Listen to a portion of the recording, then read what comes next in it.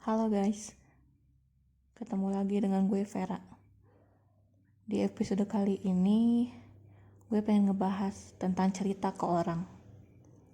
Pernah gak sih lo ngerasa di posisi dimana lo stuck gak bisa kemana-mana, gak bisa ngapa-ngapain, dan lo ngerasa ini adalah titik berat dalam hidup lo. Masalah-masalah yang lo pikir kecil, ternyata membesar dalam waktu bersamaan. Yang awalnya lo pikir lo bisa ngehandle masalah itu sendirian, tapi pas lo mutusin cerita ke orang, lo bingung harus cerita ke siapa. Kayak lo gak mungkin cerita masalah itu ke keluarga lo karena takut ngerepotin. Tapi lo juga gak bisa cerita ke temen lo karena lo sendiri ragu apa mereka bisa ngebantu lo. Lo udah coba semua cara buat nyelesain itu sendirian, tapi ujungnya semua usaha lo gak nyelesain masalah lo. Apa sih yang biasanya lo lakuin kalau dalam posisi ini? Kalau menurut gue sih ya, kita harus tetap cerita orang gak sih?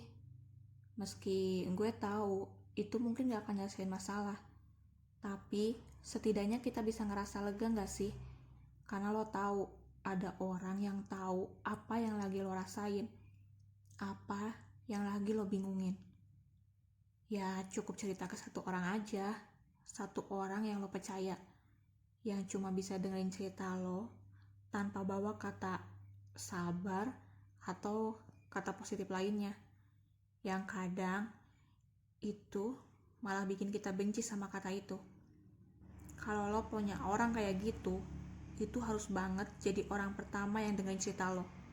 Karena gue tahu kadang kita cerita ke orang lain tuh cuma butuh didengerin, gak butuh solusi apalagi nasihat.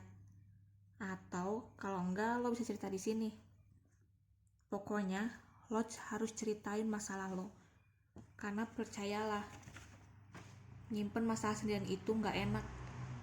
Karena kadang orang bisa gangguin kita pada saat kita gak mau diganggu. Karena mereka gak tahu kondisi kita.